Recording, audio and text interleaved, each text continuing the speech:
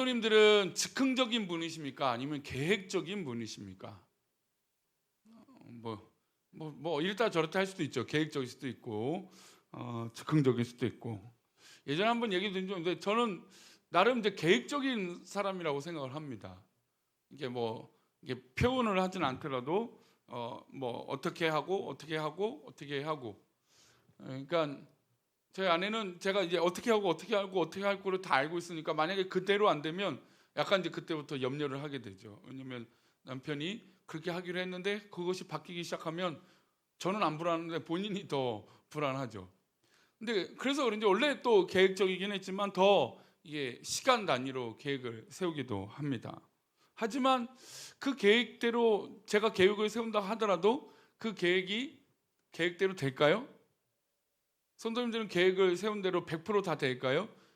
우리 태인이가 여기 있는데 방학 때 생활계획표 짜봤어요? 안 짰어요? 원래 방학하면 생활계획표 짜는 거 아니야? 학교에서 안 했어요? 우리 방학하면 생활계획표를 짜잖아요. 몇 시에 자고 몇 시에 일어나고 몇 시에 밥 먹고. 근데 참 생각해보면 몇 시에 밥 먹는 거는 내가 내 힘으로 할 수 있는 건 아니에요, 사실. 그렇죠?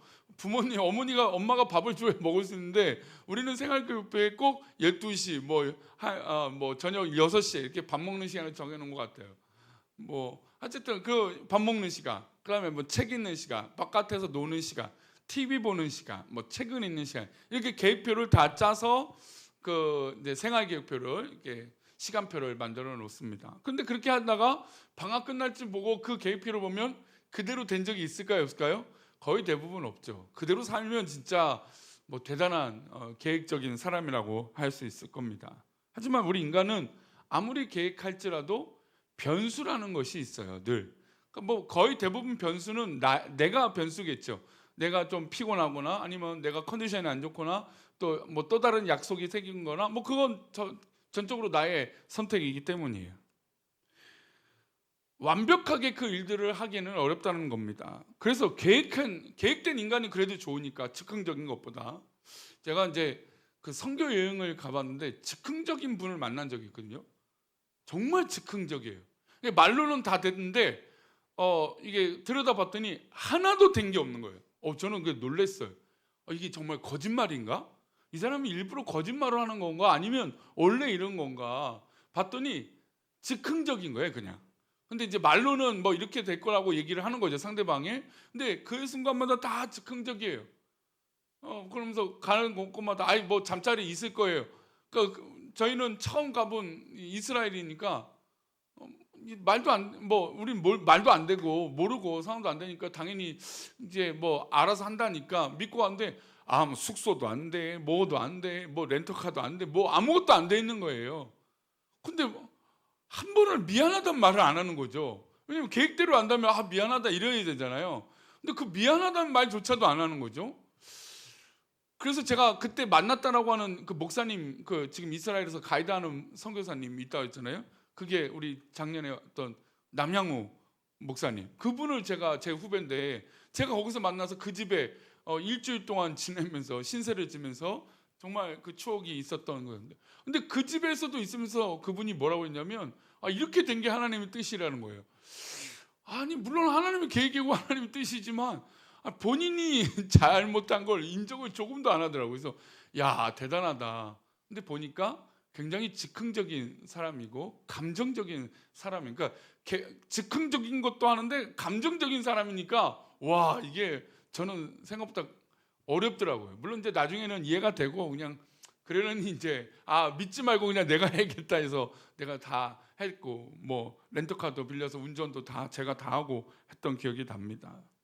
근데 그래도 이렇게 즉흥적인 것보다는 계획적인 게 더 낫겠죠. 사회는 아무래도 계획된 약속이 있으니까, 학교를 가나 직장을 가나 계획된 약속이 있죠. 몇 시에 어디 뭘로 하고 어떻게 하는 약속들이 다 있습니다. 그럼 이걸 잘하기 위해서 뭘 하냐면 첫 번째, 습관화가 필요합니다. 뭐가 필요하다고요? 습관이 필요해요. 예전에 한 유명한 공부를 하려고 했던 사람 중에 유명한 사람 중에 어떤 이 습관의 변화를 가졌냐면 책상에 가만히 앉아 있는 훈련을 했다는 거예요. 왜냐면 책상에 가만히 앉아 있는 게 쉽습니까, 어렵습니까? 쉬운 일이죠. 근데 막상 공부하려고 앉아 있으면 이게 너무 어렵다는 거예요. 그래서 제 기억의 인터뷰에 연필을 깎았대요. 연필 한 자루를 깎고 또 깎고 계속 몽탄 연미가 될 것 같이 계속 깎았다는 거예요. 그럼 그 자리에 앉아 있는 훈련이 안 돼 있으니까. 그래서 습관화가 필요한 거죠. 계획된 것은 습관이 필요해요. 왜냐하면 그것이 이 작은 습관, 그러니까 이 훈련이 되면 이 습관이 쌓여서 계획을 이룰 수 있고 그 계획을 성취할 수 있기 때문에 그렇다는 거예요. 그래서 큰 습관을 갖는 게 아니라 작은 습관부터 시작해야 된다는 겁니다. 예를 들어서 뭐 한다, 저거 한다 하는 것이죠. 저도 이제 강단에 올라갈 때 습관이 있어요. 이제 여름에 뭐 다른 데는 사실 안 그래요. 여름에 올라면 뭐부터 하는지 아세요? 이 선풍기부터 켜는 거예요. 선풍기. 근데 이제 이게 기도 전에 하면 되는데 깜빡하는 거죠. 그럼 어떻게 하죠? 어떻게 할까요? 묵상기도 하십시오. 그러면 이러고 켜는 거예요. 제 아내가 몇 번 얘기를 하는 거예요. 아니 기도하라는 거 왜 본인은 딴짓하냐고. 근데 이게 알면서도 안 고쳐지는 거예요. 이게 벌써 나쁜 습관이 된 거죠. 근데 그게 오늘 새벽에 문득 떠올랐어요. 그래서 오늘은 기도하기 전에 먼저 선풍기 켜고 기도합시다. 그래서 되게 뿌듯했어요. 근데 이런 작은 습관을 고치는, 그러니까 습관을 고치고 계획된 것을 계획된 삶을 살 때는 작은 습관, 그러니까 내가 할 수 있는 걸 해야 성취감이 있는 거예요. 아, 내가 할 수 있구나 하면 그 습관대로 바뀔 수 있다는 거죠. 그리고 계획된 삶을 될 수 있는 건 구체적인 목표를 설정을 해야 돼요. 따라할까요? 구체적인 목표 설정. 예, 그러니까 작은 습관을 하더라도 이걸 왜 하는지, 왜 이것을 이루려고 하는 구체적인 목적이 있어야 돼요. 내가 이걸 뭐하러 하는지 이유가 없고 원인이 없으면 아무리 뭐가 변하고 할 수 있다 해도 의미가 없잖아요. 그러니까 의미 없는 거에 어떻게 감격할 수 있고 변화가 있겠습니까? 그러니까 의미가 있어야죠. 구체적인 목표, 목적, 어떤 이것을 했을 때 내가 얻어지는 유익. 근데 이것은 불가능한 걸 해야 될까요? 현실 가능한 걸 해야 될까요? 현실 가능한 걸 해야 돼요. 목적이 제가 얼마 전에 뉴스를 봤는데 로또 당첨되기 위해서 로또 가게 주인이 8천만 원어치 샀대요. 8천만 원어치. 산 게 아니라 그냥 자기가 집 주인이니까 자기가 로또를 8천만 원어치 뽑은 거예요. 그리고 돈을 안 낸 거예요. 그래서 이제 돈이 안 내가 수금이 안 되니까 걸린 거죠. 그러니까 이 양반은 이제 당첨되면 그 돈을 메꾸려고 했는지 모르겠지만 걸린 거 보니까 당첨됐을까요? 안 됐을까요? 당첨이 안 된 거예요. 그래서 어떤 사람이 그 확률을 계산했는데 8,000번씩 800번인가? 64억인가 80억인가에 구입을 해야 1등이 당첨될 수 있대요. 근데 요즘 1등 당첨금이 얼마예요? 15억에서 다 잘 아시잖아요. 로또에 관심이 있으시네. 다 그 정도예요. 그러니까 1등 당첨되려면 확률적으로 80억인가 60억 이상을 해야 되는데 이게 불가능하다는 거예요. 그러니까 불가능한 걸 8천만 원에 될 줄 알았더니 2등 당첨도 안 돼갖고 그냥 쫄딱 망했다는 거죠. 그러니까 실현 가능하지 않은 것을 해봤자 오히려 자기는 손해를 보는 거죠. 그래서 실현 가능하고 그 목적과 원인이 나에게 받아들여져야 돼요. 그리고 세 번째로 뭘 해야 되냐면 한번 따라할까요? 실천 점검. 예, 내가 계획된 것을 잘하고 있는지 점검을 해야 돼요. 점검. 메모를 해놓고 메모지를 이렇게 붙여놓습니다. 저도 이제 제 책상에 메모지들이 있고 이렇게 하면 되는데 메모지를 붙여놓고도 까먹을 때가 있어요. 모를 때가 있어요. 그러니까 내가 했는지 다시 점검을 해야 돼요. 근데 점검을 하지 않으면 메모지를 붙여놔도 될까요? 안 될까요? 안 돼요. 그래서 저도 이게 이제 늘 이 메모지를 이렇게 오른쪽에 붙여놨다가 한 걸 떼고 다시 붙여놓고 한 걸 떼고 붙여놓고. 근데 늘 이제 고정적으로 붙여놓는 게 있어요. 월요일은 뭘 하고 화요일 날은 뭘 하고 수요일은 뭘 하고. 요 수요일까지는 확실하게 해야 되는 것들이 있어요. 만약에 월요일 날 약속 있으면 화요일로 옮겨가야 되고 화요일 날 약속 있으면 수요일로 옮겨가고 수요일로 약속 있으면 목요일로 무조건 할 수 있도록 이게 적어놓은 습관의 패턴들이 있죠. 근데 그걸 해야 돼요. 그러니까 안 되면 불가능한 거죠. 이룰 수 없는 거죠. 그리고 설교에 대해서 제 준비가 부족하게 돼요. 그러니까 제가 예전에 설교를 월요일, 화요일 날 어느 정도 준비를 한다고 했잖아요. 주일 준비를. 왜 그러냐면 어느 정도 준비해놔야 그것을 계속 묵상을 해야 되는 거예요. 그러니까 제가 예전에는 금요일 밤에 설교 준비를 한 적이 있어요. 금요기도회 끝나고. 근데 그때는 제일 뜨거운 시간이니까 금요기도회 뭐 전도사 때는 늘 찬양인도 하고 막 그러니까 제일 뜨거운 시간이라고 해서 하는데 하다 보니까 피곤해요. 그럼 억지로 생각을 짜내더라고요. 그러니까 저는 똑똑하지 않거든요. 제 머리가 좋지 않은 걸 제가 알아요. 그러니까 저는 미리 준비하지 않으면 안 되는 걸 이제 그때부터 알게 된 거죠. 금요 밤에 하다가. 그래서 주변에 제 후배들이 이제 가끔 설교 준비 어떻게 하냐면 제발 월요일, 화요일, 수요일 전에 해라. 전에 해라. 금요일이나 토요일 하면 바빠서 안 된다. 예민해진다. 이제 그런 얘기를 했던 것 같습니다. 그러니까 저는 제가 부족하고 연약한 걸 알기 때문에 그렇게 습관이 됐던 것 같아요. 근데 여기서 이제 중요한 관점이 하나 있어요. 계획된 인간이 되기 위해서 어떤 거냐면 실천 점검을 했죠. 근데 반드시 해야 될 게 있어요. 유연성을 가져야 돼요. 뭘 가져야 된다고요? 왜 유연성을 가져야 되는지 알아요? 우리 인간이 그것을 완벽하게 못하기 때문에 그런 거예요. 내가 완벽하게 계획해서 완벽하게 한다면 하나님이시죠. 하나님이죠. 근데 우리가 계획해도 완벽하지 못해요. 그래서 유연해야 돼. 유연. 어떤 유연이냐면 실패했다. 난 이것이 안 됐다라고 절망하면 또 다른 계획을 할 수 없는 거예요. 그러니까 부족하고 연약하다는 걸 인정해야 돼요. 내가 잘 못할 수도 있구나. 그래야 또 다른 습관을 갖도록 계획을 할 수 있도록 계획을 또 세우게 된다는 거죠. 그러나 오늘 이제 나누려고 하는 우리 하나님은 이런 인간의 계획보다 더 뛰어넘는 완벽한 통치하심을 가지고 계신다는 겁니다.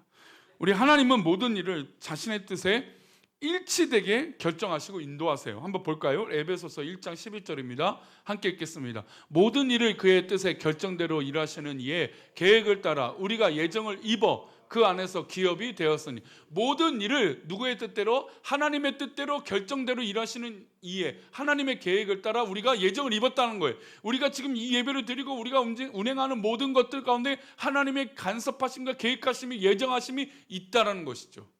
그리고 그 안에서 하나님은 열매를 맺도록 하신다는 겁니다.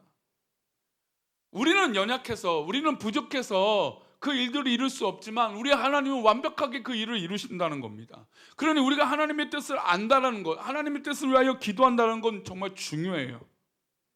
그리고 하나님 뜻을 알면 완벽하게 하나님께서 그 일을 이루어 주신다는 거죠. 그러니 우리가 아무리 계획할지라도 하나님의 인도하심을 믿고 나아가는 것은 굉장히 소중한 것입니다. 그리고 하나님의 만물관리는 우리의 지성으로 전혀 이해할 수 있을까요? 없을까요? 이해할 수 없어요. 장마가 끝났다더니 장마가 또 시작되고 그 마른 장마가 끝났더니 지난주인가요? 지난주에 장마가 또 있다죠. 오늘 또 뭐 거의 중부지방은 장마 같아요. 오늘 내일까지 새벽까지 비가 오니까 비가 많이 와요. 근데 우리가 알고 있는 아무리 뛰어난 과학자들 맨날 그 위성 지도를 볼 거 아니에요. 근데 제 이제 아는 사람도 어디 기상청을 보냐면 노르웨이 기상청을 본대요. 우리나라보다 정확하다고. 근데 이제 우리나라도 이제 많이 정확해졌다 하는데 거기 그 기상청을 왜 보냐면 일기예보가 굉장히 중요한데 자꾸 틀리니까 뭐 노르웨이가 잘 맞는다고 해서 그걸 보니까 진짜 잘 맞더라는 거죠. 그래서 저도 이제 그 친구한테 물어봅니다. 노르웨이 기상청은 어떠냐 그래서 운동할 수 있냐 뭐 할 수 있냐 이렇게 물어봤던 것 같습니다. 아니 근데 사실 이제 그 얘기 들으면 우리나라 기상청은 사실 지금 기분 나쁘지 않겠어요? 우리도 열심히 연구하고 하는데 아니 거기 내노라는 학자들이잖아요. 근데 여러분 그분들이 일부러 틀리려고 하겠습니까? 뭐 그렇다고 노르웨이가 뭐 100번 다 맞겠습니까? 또 틀린 경우도 있겠죠.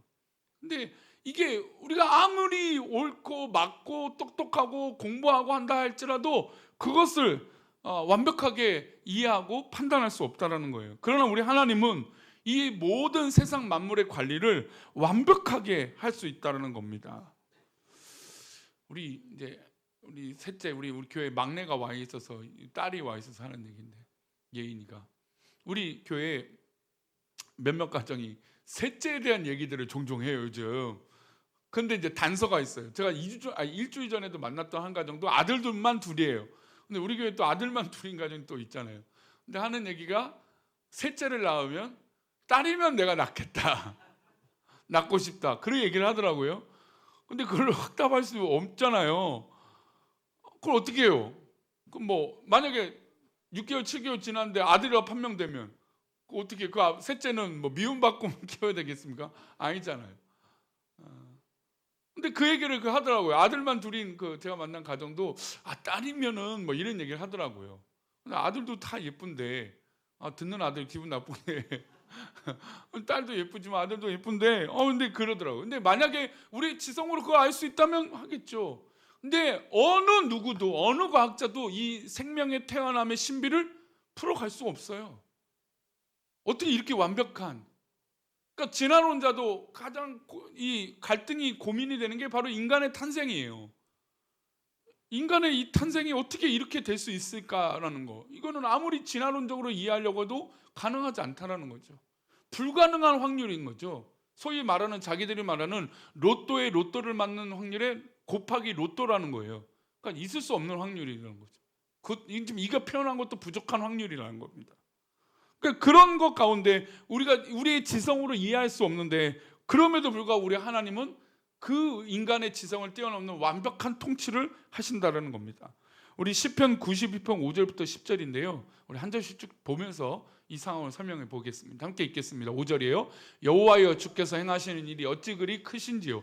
주의 생각이 매우 깊으시니라. 이 시편의 기자는 주님의 행하시는 일이 너무 크다라는 겁니다. 그리고 주님의 생각이 너무 깊으시다는 거죠. 그래서 우리가 가끔 덕망이 있고 지혜가 깊은 사람을 만나면, 야, 어떻게 저렇게 판단할 수 있는가, 어떻게 저렇게 지혜롭게 넓게 볼 수 있는가 감탄하게 되잖아요. 그러나 우리 하나님은 그 인간의 감탄보다 더 놀라운, 깊고 뜨거운, 놀라운, 정말 이루 말할 수 없는 그 깊으신 그 은혜를 우리로 인도하고 계신다는 겁니다. 이어서 6절입니다. 함께 읽겠습니다. 6절이요. 어리석은 자도 알지 못하며 무지한 자도 이를 깨닫지 못. 당연하겠죠. 어리석은 자나 무지한 자가 하나님의 그 깊으심을 깨닫겠습니까? 당연히 못겠죠. 여기서 중요한 어리석은 자, 알지 못할 무지한 자는 누구예요? 바로 우리죠. 우리가 하나님의 이 놀라운 이 깊으신 뜻을 알 수가 없죠. 또 7절을 볼까요? 근데 이 편의 기자가 왜 이것에 이야기를 하고 싶었냐면 7절을 보겠습니다. 악인들은 풀같이 자라고 악을 행하는 자들은 다 흥할지라도 영원히 멸망하리라. 근데 사실은 이 영원히 멸망하리라도는 진행된 게 아니에요. 지금 진행한 것은 흥행된 거예요. 뭐가 흥황이 됐냐면 악인들이 잘 되는 거예요. 악인들은 저렇게 잘 되고 풀은 저렇게 잘 자라고, 제가 그냥 옥상에 있는 풀을 뽑는데 일주일 지나면 또 자라있어요. 뿌리째 뽑는데 또 자라있어요.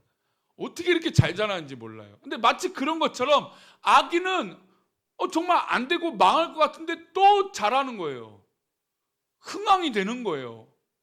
그러니까 너무 속상하잖아요. 근데 결국에 그들은 어떻습니까? 하나님의 통치 가운데 영원히 멸망한다라는 거예요.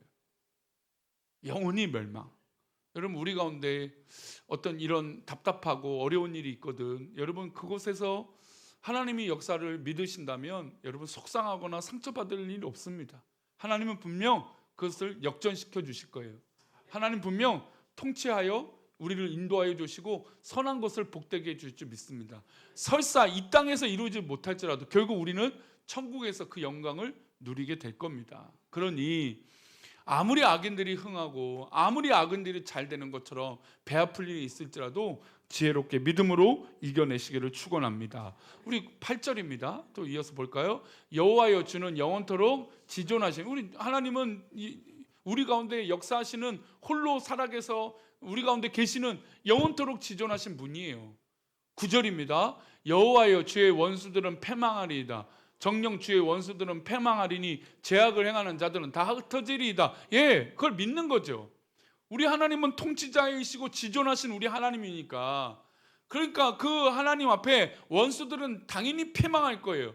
정녕 패망할 거예요. 그러니까 이것을 사실은 하나님 앞에 저 원수들을 하나님 좀 망하게 해주십시오라고 했던 기도가 내 뜻대로 되진 않겠지만, 그러나 하나님은 분명 그들을 망하게 해 주실 것이라는 걸 믿음으로 고백하고 있는 겁니다. 결국 제약을 행하는 자들은 다 흩어지게 될 거라는 것이죠. 그리고 10절입니다. 이 말씀의 결론. 그러나 주께서 내 뿔을 들소의 뿔같이 높이셨으며 내게 신선한 기름을 부으셨네. 내 뿔을 들소의 뿔같이 단단하게 나를 세워주시는 거예요. 악인 때문에 연약하고 정말 초라했던 내가 들소의 뿔처럼 단단하고 멋지고 강하게 나를 인도하여 주신다는 거예요. 그리고 신선한 기름으로 나를 씻겨주시고 또 나를 인도하여 주신다는 거죠. 남자들은 로션을 잘 뭐 우리 성도님들 로션 잘 바르십니까? 남자분들이 어렸을 때 참 로션 잘 안 바르잖아요. 부모님이 로션 좀 바르라. 그러면 겨울이 되면 얼굴이 다 어떻게 돼요? 다 트죠. 진짜 저도 어렸을 때 이렇게 텄던 기억이 나요. 그러니까 튼 거를 경험하니까 그제서야 이제 로션을 좀 바르고, 그때는 이제 다 어떤 로션이냐면 동그란 거, 파란색, 예, 로션으로 뭐 얼굴도 발랐던 것 같아요. 가만 보니까 지금은 얼굴 바르는 용도는 아니었던 것 같은데, 하여튼 뭐 트면 그냥 다 발랐던 것 같습니다. 근데 기름을 바르면 이 몸에 윤기가 나고 어떤 이 상처도 그 기름이 주는 효과들이 굉장히 다양해요. 그러니까 기름을 바르면 얼굴이 어떤 이 표면도 부드러워지고, 그런 거죠. 그럼 미용의 효과가 있습니다. 건강해지는 거죠. 근데 예전에는 이 건조한 지역에 사는, 사막 지역에 사는 이들에겐 기름은 그래서 더 귀한 거예요. 그러니까 기름을 바른다라는 게 사실 지금 우리로 생각한다면 로션을 바르는 것이고, 또 기름을 바른다는 거 그 비싼 거니까, 귀한 거니까 자기에게 영광이 되는 거예요. 근데 지금 이 시편의 기자는 악인들 때문에 너무나 어렵고 힘들었는데 이 악인들을 하나님께서 정령 패망을 시켜주시고 그 죄악을 행하는 자들을 흩어준다는 거예요. 왜냐하면 악을 행하는 자들은 모여서 우리를 괴롭히니까, 악을 행하는 자는 어떻게 저렇게 똘똘 뭉쳐서 우리를 힘들게 하니까 하나님께서 저들을 다 흩어게 만들어 주신다는 거예요. 그런데 하나님께서 결국에 나를 어떻게 해주시냐, 내 뿔을 들소의 뿔같이 그냥 멋지게 해주시고 나를 기름을 발라서 나를 정말 복되게 영광스럽게 인도하여 주신다는 겁니다. 그게 바로 하나님의 이 세상을 다스리는 놀라운 통치예요. 비록 지금은 이해할 수 없죠. 왜 이해할 수 없냐면 저 악인들은 너무나 이 들풀처럼 잘 자라니까, 정말 저 악한 무리들은 너무너무 잘 되니까 지금 이해가 안 되는 거예요. 그러면 하나님이 안 살아계신가? 하나님이 역사하지 않는가? 우리가 그렇잖아요. 선하고 착한 사람이 어려운 일 당하면 과연 저 악한 자들이 잘 될 때 하나님은 살아계시는가? 우리가 그런 궁금증이 생길 때가 있잖아요. 그러나 결국에 이 시편의 기자는 가만히 하나님을 찬양하고 기도했더니 결국 그들을 하나님께서 물리쳐 주신다는 겁니다. 그리고 내 뿔을 들소의 풀처럼, 그리고 정말 나에게 기름을 부으셔서 영화롭게 해 주신다는 겁니다. 우리 성도님들 혹시나 어려움이나 괴로움이 있으십니까? 하나님께서 우리 모든 환경 가운데 돌보시고 인도하여 주실 것을 믿습니다. 억울한 일 있거든 하나님이 갚아주실 거예요. 어려운 일 있거든 분명히 하나님의 섭리 가운데 우리 성도들을 놓치지 않으실 거예요. 인도하여 주실 거예요. 이끌어 주실 겁니다. 그러니 흔들리지 말고 주님 부르신 그곳에서 승리하는 저와 여러분 되시기를 축원합니다. 아멘. 이 시간 우리 부르신 그곳에서, 아까 말씀드린 대로 예배가 끝나면 좀 이렇게 병문안을 바로 급하게 좀 가야 되니까 양해를 해 주십시오.